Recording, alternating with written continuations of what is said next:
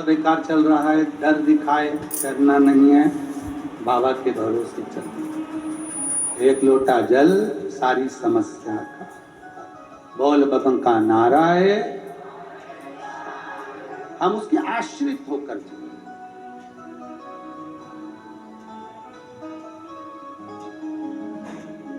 और हम फिर निवेदन करेंगे 12 तारीख से 16 तारीख तक नया रायपुर खरखराड़िया में सुंदर शिव महापुराण की कथा 1 बजे से 4 बजे तक 5 दिवस तक चलेगी। सावन की आखिरी कथा रहेगी।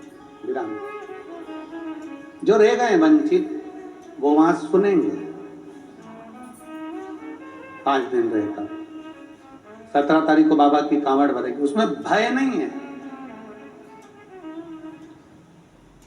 आप अपने दिल से बाबा को पुकारो, भय से नहीं, डर से दूर रहो और शंकर के चरणों में डटे रहो।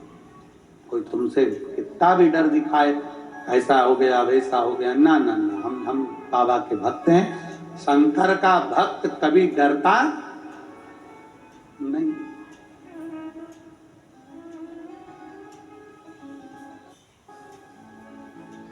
राम जी ने स्वयं लक्ष्मण जी से कहा है,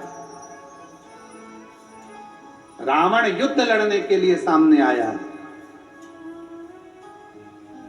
छल कर रहा है, छल से गायब हो रहा है, पर पीठ दिखाकर भागा नहीं, डटा रहा। रावण नहीं पाया, रावण वहीं की वहीं डटा रहा, डरा नहीं है। रावण को मालूम था कि ये सामने जो खड़े हैं भगवान नारायण है और मेरे प्राण हर लेंगे। रावण को मालूम है कि मेरे प्राण इनके हाथ से जाना है। रावण को मालूम है कि मेरी पूरी लंका जलकर भस्म हो जाएगी। रावण को सब कुछ मालूम था, पर डटा ना,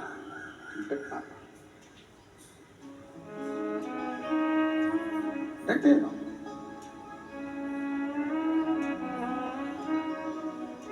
और जब हम डटे रहे भगवान शंकर की विरल भक्ति में, जैसे पार्वती मैया डटी रही, कितना बल माता पार्वती में। पार्वती जी को समझाया, उपदेश दिए, पिताजी ने समझाया, माता जी ने समझाया, नहीं है ठीक कि शिव तो ठहरे कैलाशी और गोरा पछताओगी,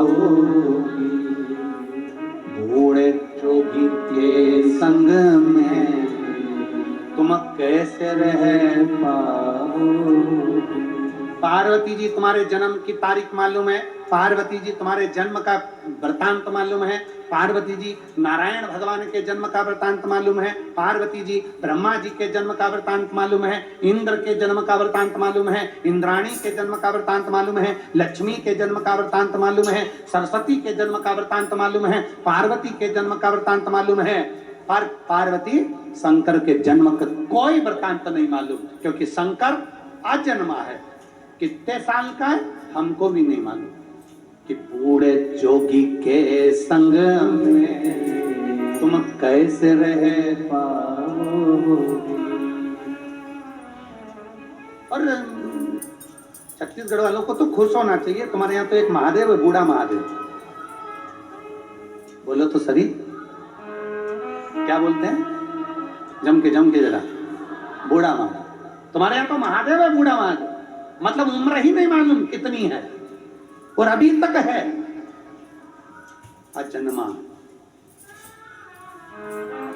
जो मृत्यु से परे है, मृत्यु से परे वो अजन्मा है और निवास कर।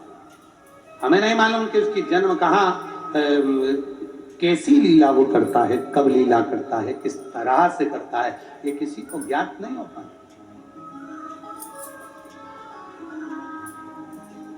किसी को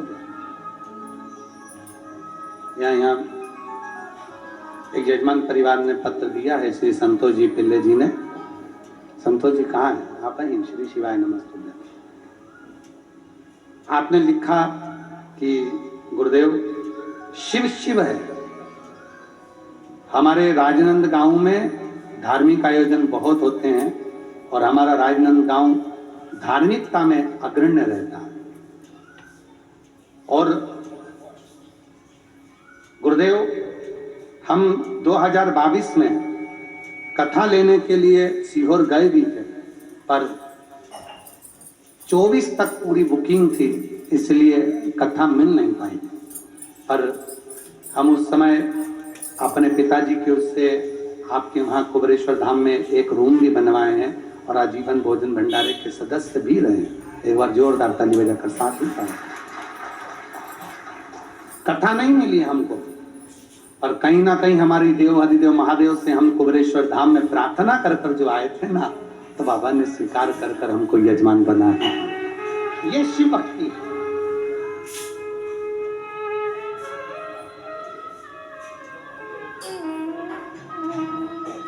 पार्षद भी आप, बधाई आपको, बहुत बहुत साधु का, बहुत बहुत साधु।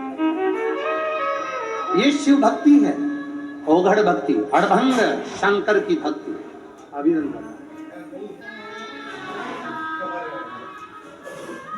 शिव कृपा के बिना कुछ नहीं।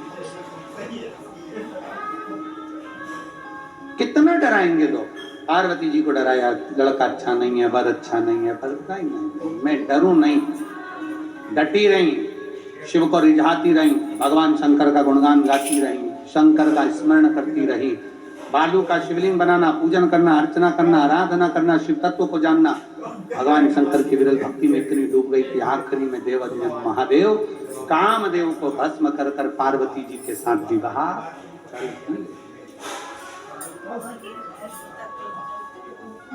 अब किसी ने पूछा कि विवाह तो सती के साथ भी हुआ था, विवाह उमा के साथ भी हुआ था, विवाह कात्यायनी के साथ भी हुआ, विवाह कुष्मांडा के साथ भी हुआ, विवाह स्कंदा के साथ भी हुआ, विवाह महागौरी के साथ भी हुआ। भगवान की इतनी माताओं के साथ में भगवान शंकर की पार्वती जी के भी नाम है, उनके साथ में विवाह। फिर पार्वती आखिरी विवाह कैसे? पार्वती के बाद में शंकर जी की कोई दूसरी अर्धांगिनी नहीं, केवल पार्वती।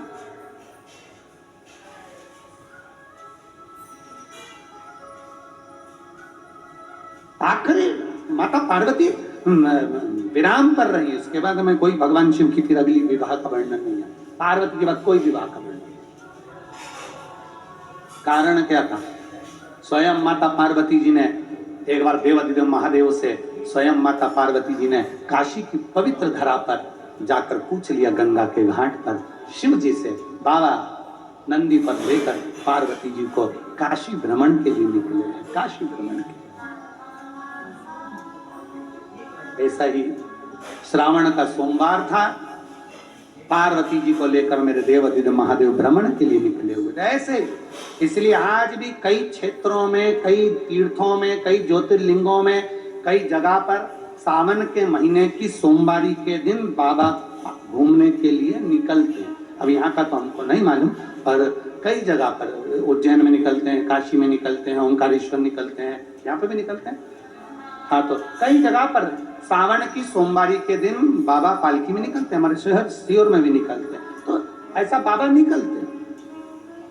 कोई पूछे कि ये प्रथा कहाँ से चालू हुई, तो आप कह सकते हो कि सावन के सोमवारी के दिन बाबा देवाधिदेव महादेव माता पार्वती को लेकर काशी गए थे भ्रमण के लिए। नंदनवन में माता पार्वती को लेकर पहुंचे थे और नंदनवन में बैठकर पार्वती जी ने शंकर भगवान से कुछ प्रश्न किए थे। वो प्रश्न का स्वरूप है,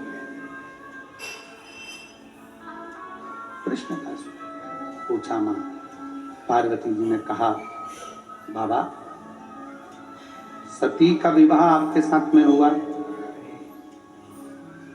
उमा का विवाह आपके साथ में हुआ, कात्यायनी का विवाह आपके साथ में हुआ, कुष्मांडा का विवाह आपके साथ में हुआ, स्कंदा का विवाह आपके साथ में हुआ।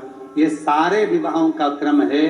बाबा आपसे पूछना है कि पार्वती जी पूछ रही हैं, क्या मेरे जाने के बाद भी कोई विवाह आपका रहेगा? शिव जी प्रसन्न होकर पार्वती से कहते हैं, पार्वती ये प्रसंग मैं तुझको यहां नहीं कहूंगा, चल। काशी से उठाया, पार्वती जी को नंदी पर बिठाकर सीधे पहुंच गए, सीधे गुफा के अंदर। इसलिए श्रावण के महीने में उस गुफा का दरवाजा आज भी खुलता है, जिसको अमरनाथ की गुफा कहा जाता है। श्रावण के महीने में उस गुफा में ले गए पार्वती जी को, उठाया, काशी से पहुंचे अमरनाथ की गुफा, और भोलेनाथ सोना दो कथा, जिसे सुन के मैं भी अमर हो। बाबा ऐसी कथा सुना दो जिसको सुनकर मैं अमर हो जाऊं। शंकर जी कह रहे मैं तुझे लेकर इसलिए आया कि अब आगे तेरा कोई जन्म नहीं होगा।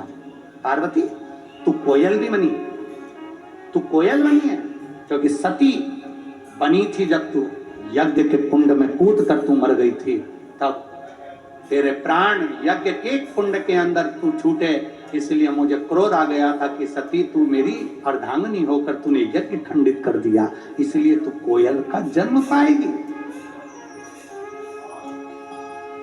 सती के बाद तेरा एक जन्म हुआ कोयल का, और कोयल के जन्म से छूटी तब तू पार्वती। हमारे सनातन धर्म में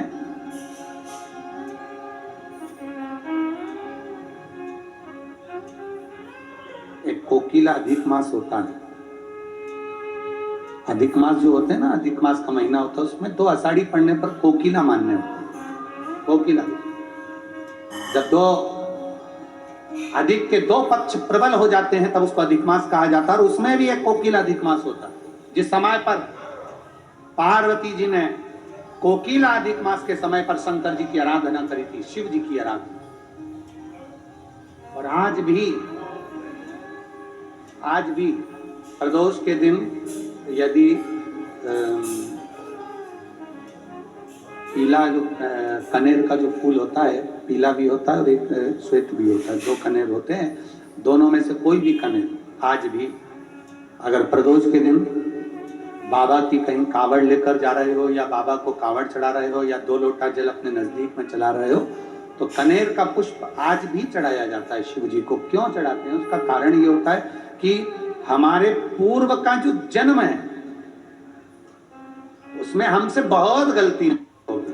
बाबा हो सकता है उसके कारण बस हमको आज दुख देखना पड़ रहा है, आज तकलीफ भोगना पड़ रही है, आज बीमारी, आज रोग हो जाता है, तो उस रोग से मुक्ति एक पत्र देखिए,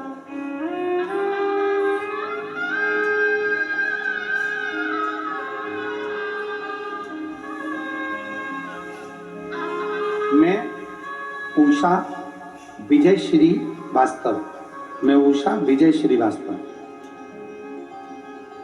दीवान पारा से हूं। कहीं बैठी हैं क्या?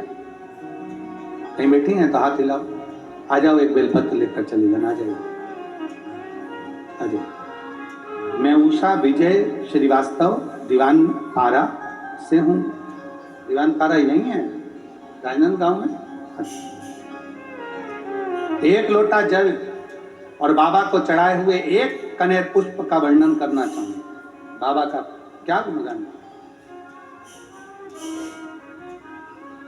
मुझे 2 साल पहले चेस्ट का स्तन कैंसर हो गया। चेस्ट का कैंसर हुआ और बहुत दुखी हो, तकलीफ तो है, कष्ट हुआ, बहुत टेंशन लिया, हार सी गई, चित्त नहीं लगता था। तब पहली बार आपकी कथा सुनी और कथा में मन लगाना प्रारंभ करा। बाबा को 1 लोटा जल रोज चढ़ाने जाने लगी। आपके कहे अनुसार पुष्प का वर्णन जैसे आप करते हो उसी पुष्प का वर्णन फिर निवेदन करेंगे। प्रदोष के दिन भूलवश भी कनेर का पुष्प मिल जाए, और हम सबसे कहेंगे 17 तारीख को जो लोग सीहोर कावड़ भरने आने वाले हैं उनसे भी निवेदन है, 1 कनेर का पुष्प कुबेर भंडारी को जरूर चढ़ाना।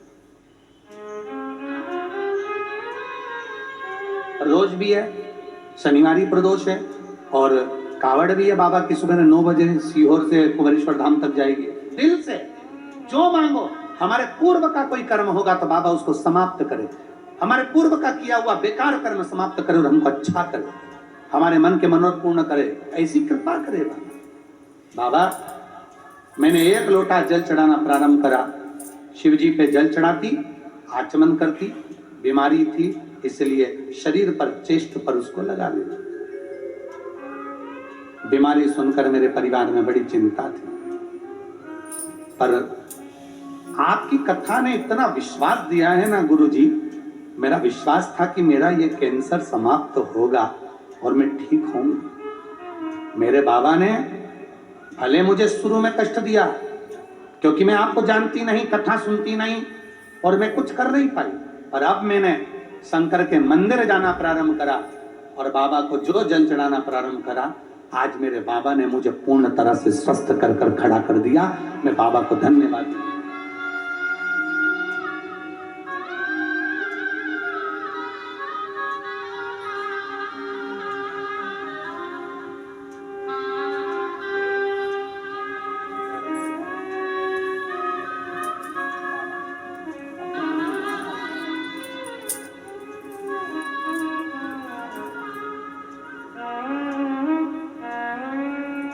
कह रही हैं आपसे मिलने के लिए रात भर नहीं सोई, बस एक ही आस थी कि एक बार आपसे मिलूं। मैं सीहोर भी गई पर मिलना नहीं हुआ।